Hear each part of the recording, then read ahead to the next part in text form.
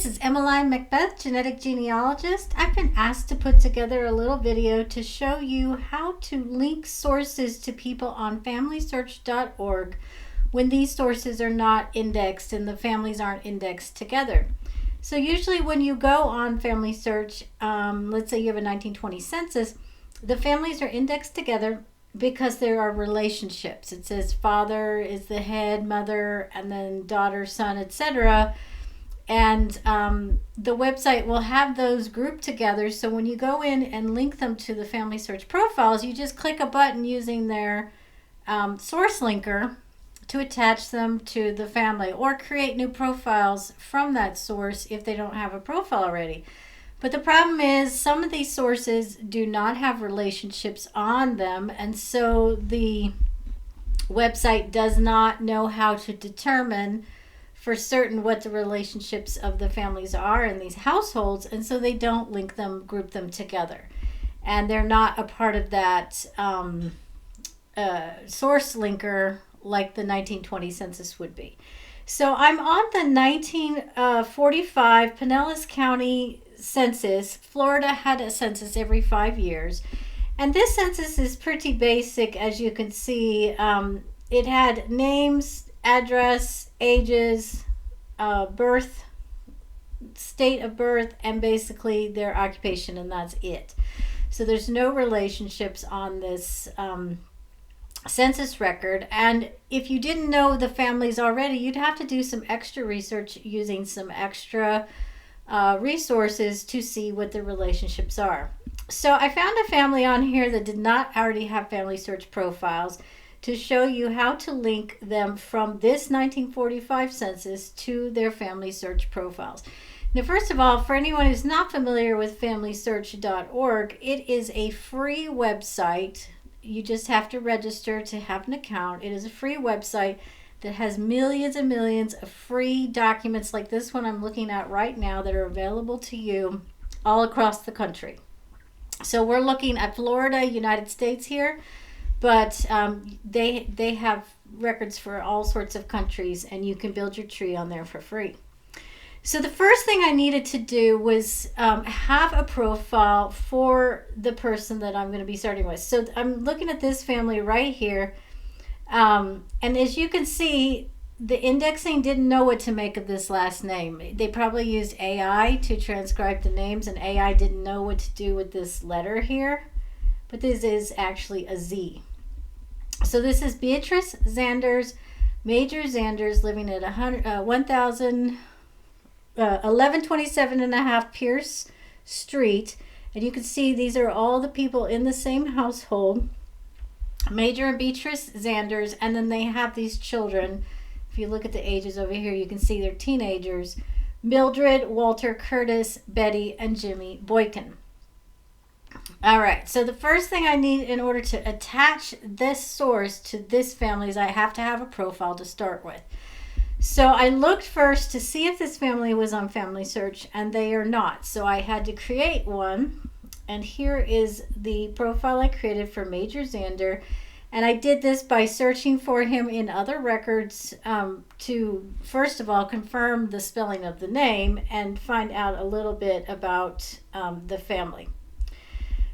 So I have this profile that I can now attach for Major and Beatrice, but you can see there's no children listed, so we'll get to that in just a minute.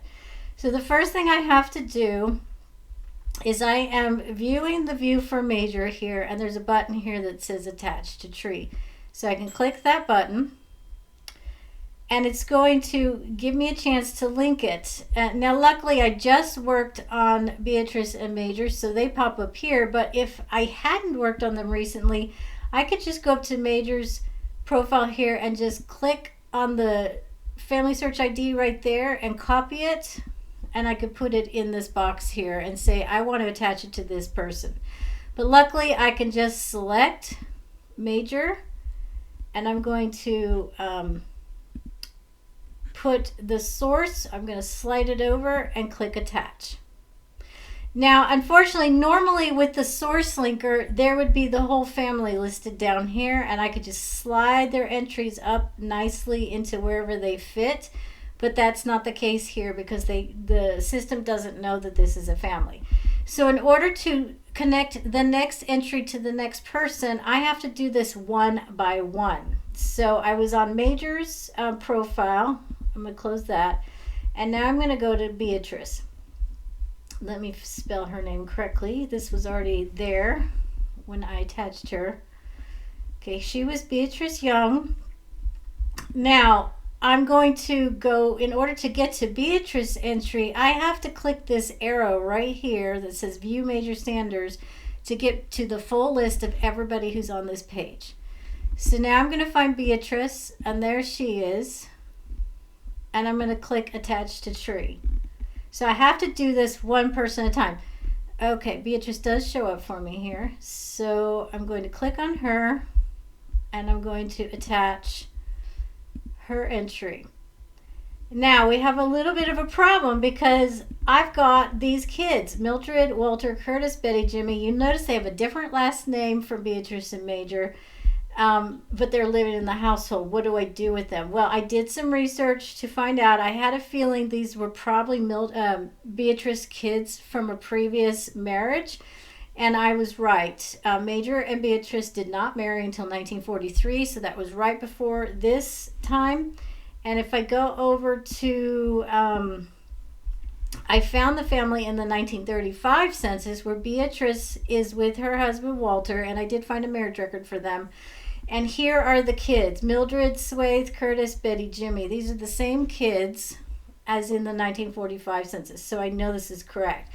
Problem is, I cannot link these kids to their profile unless they have a profile first. So I have to go to Beatrice, and I'm going to have to add her other husband, Walter Boykin. I'm going to go back to this census to grab his basic information, and I'll pull in more sources later. This is just to get me enough information on these profiles to be able to link that source. Wait, was he in Florida? Yes, birthplace is Florida. Oops.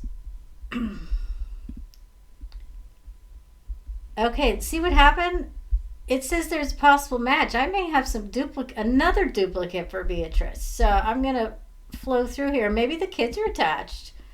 That would save me a lot of time. So we have Walter Boykin, Beatrice Boykin, and there's Jimmy, 1933. Jimmy was 12 years old. Jimmy, who was 2 in 1935. So that is them, which means I have a duplicate for Beatrice. I'm going to click yes to add Walter, and I'm going to now, you see, I'm just trying to add a simple source, and I'm having to do all this other work before I can add the source. Okay, there is the duplicate. So I need to merge these two quickly. I have to review them, make sure I am sure these are the same people. Yes. And make sure everything's pulled over to the right. Yes. Continue. And then click merge. Okay, we have one of the kids, which is Jimmy. So I can go ahead and do Jimmy's since I have him. So I'm going to click this back arrow, go down to Jimmy. Oh, it looks like it says it's attached already. Let's see if that's the right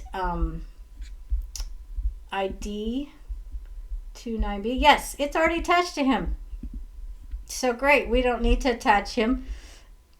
Oh wait, no, it's saying possible. It's figured out that this may belong. It's not attached. Okay, yes, we do want to attach him to Jimmy. Okay, so now you can see how this works. I'm going to have to now go in and add the remaining children, Mildred, Walter, Curtis, Betty, to this list of kids. Now, here's another thing. If they were born before or after 1925, some of these may still be living. So I'm going to have to do a little research to make sure they fit within the right window to see if I can indeed add their profile and attach that source, because if they're still living, I'm not going to do that. So that's the ins and outs of how you add a source when you need that is not grouped together by the family, and you need to attach it to the family. The answer is there's no shortcut. You have to do it one person at a time, and you have to make sure each person has a profile in order to link it, and then you have to go back and forth between the source. So I recommend having multiple tabs open, one where you have the source open like this, and one where you have the family open like this, so you can go back and forth and you don't lose track of those wiki IDs. Sorry, not wiki. WikiTree is another thing. This is FamilySearch. You don't lose track of the FamilySearch IDs to attach the family to, and that's all there is to it.